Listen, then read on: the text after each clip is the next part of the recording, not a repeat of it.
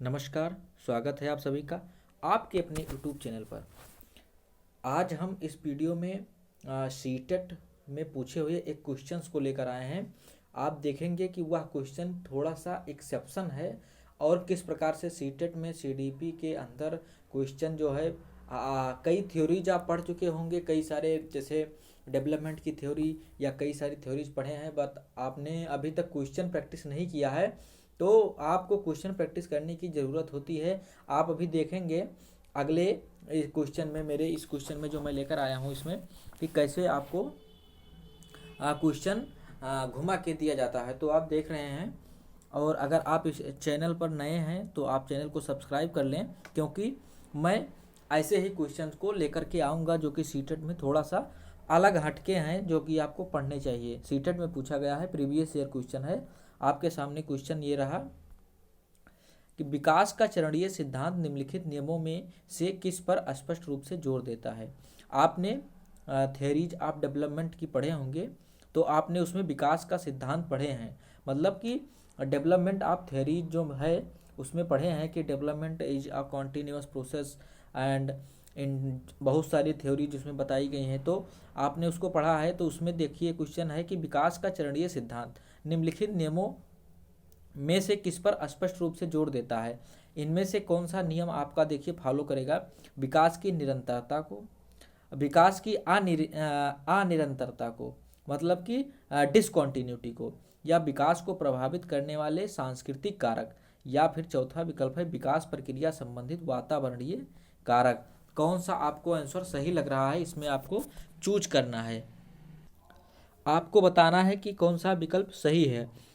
तो बहुत सारे स्टूडेंट्स जो हैं इसमें गलत मार्क कर देते हैं और उनको लगता है कि यह क्या हो जाएगा, विकास की निरंतरता के बारे में बात करता है। तो क्योंकि डेवलपमेंट हम पढ़ चुके हैं कि डेवलपमेंट क्या है, विकास बर्थ से लेकर के एंड तक, मतलब कि मृत्यु पर्यंत तक होता रहता है। और गलत आंसर कर देते हैं, तो विकास की निरंतरता यहाँ पर आंसर नहीं होगा। आपने पढ़ा है, सही बात है कि development is a continuous process. जो विकास है वो बर्थ से लेकर के एंड तक, लाइफ के एंड तक चलता है। लेकिन विकास का चरणीय सिद्धांत क्या कहता है, उसके अनुसार यहाँ पर कौन सा आंसर सही होगा, विकास की निरंतरता, जो अनिरंतरता है।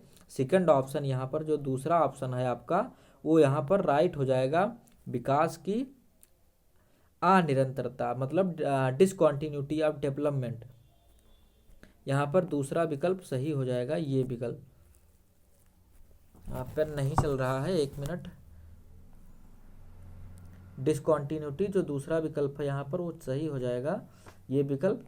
अब मैं बात करता हूँ कि ये विकल्प क्यों सही होता है, क्या बात है। तो आप यहाँ पर देख पाएंगे कि इसमें जो होता है, stage theories of development divided the development process of a child into various stages according to the age of the child from newborn to becoming a grow up.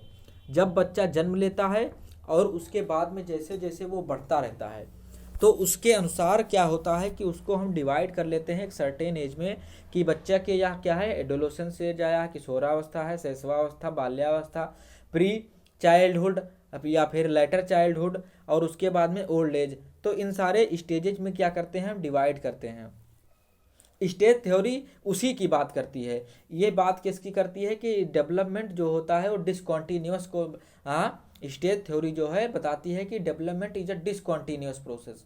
उसमें कैसे, क्योंकि हम एक स्टेज, पर्टिकुलर एक stage होता है, और particular जो स्टेज होता है वो एक विशेष गुण को प्रदर्शित करता है। जैसे कि कुछ एडोलेसेंस के अलग गुण होते हैं जो कि हमको प्री चाइल्डहुड में देखने को नहीं मिलेंगे, या फिर प्री चाइल्डहुड के जो गुण होंगे, पूर्व बाल्यावस्था के गुण, क्या वो किशोरावस्था में देखने को मिलते हैं, तो नहीं देखने को मिलते हैं। जैसे कि जीन पियाजे ने जो बताया कि जो प्री ऑपरेशनल स्टेज है, पूर्व संक्रियात्मक अवस्था होती है, उसमें बच्चे क्या होते हैं, लॉजिकल रीजनिंग नहीं कर पाते हैं।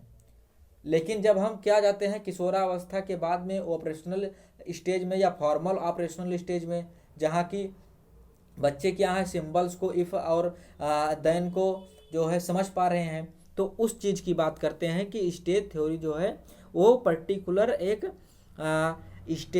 स्टेजेज को डिवाइड करती है। तो यहाँ पर इसलिए विकल्प क्या है, दूसरा सही हो गया है, विकास की अनिरंतरता को, डेवलपमेंट की डिसकॉन्टिन्यूटी को, विकास का चरणीय सिद्धांत। तो इस प्रकार के क्वेश्चंस आपको अगर देखने को मिलते हैं सीटेट में तो आप बिल्कुल गलत मत कीजिएगा, और आप इसको सर्च करेंगे अगर प्रीवियस ईयर क्वेश्चंस में तो मिल भी जाएंगे।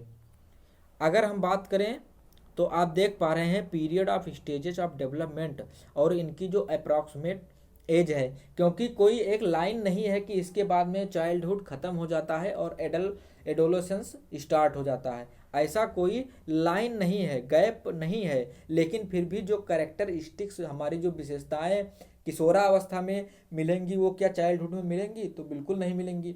इसी की बात स्टेज थ्योरी ने की है।